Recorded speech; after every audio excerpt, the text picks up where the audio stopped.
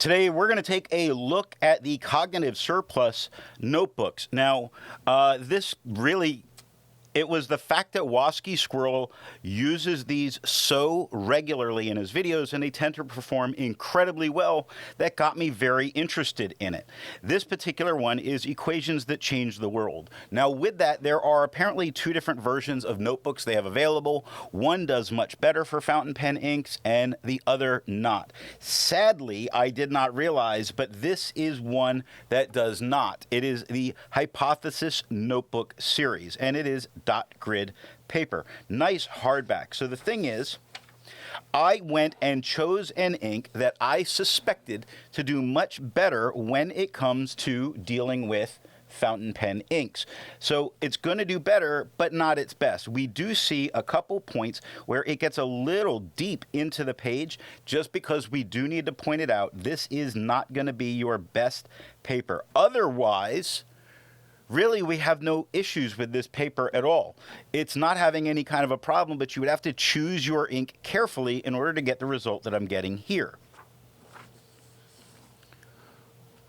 When we look at the front, look at the writing part, the paper itself,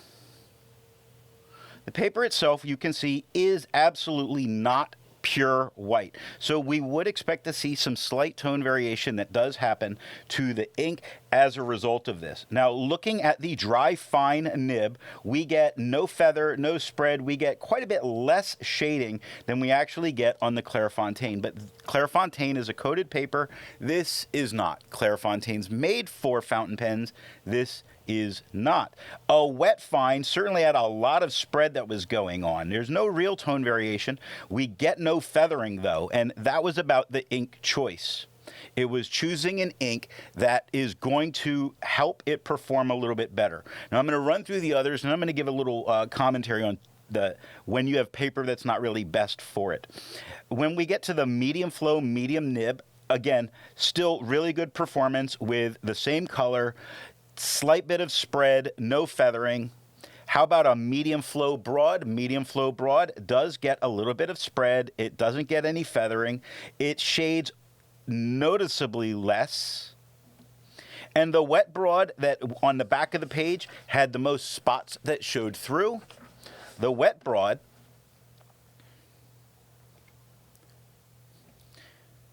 had very little tone shift, but it did shift a little bit.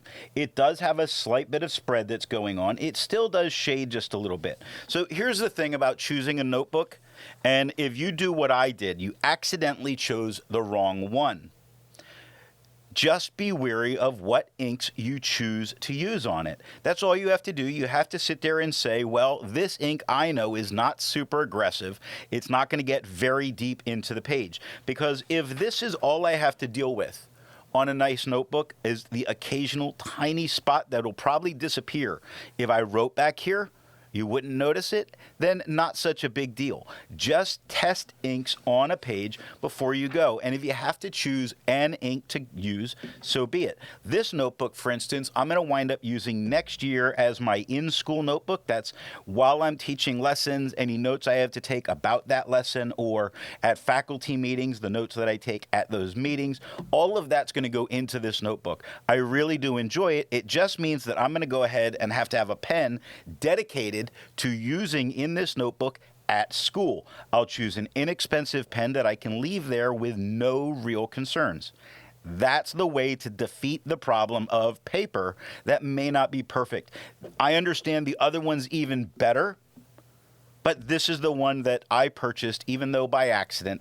I think this is a very nice notebook, and I have to be fair, I'm a nerd. I love the theme, Equations That Change the World. So being a math nerd, that's what I'm going with.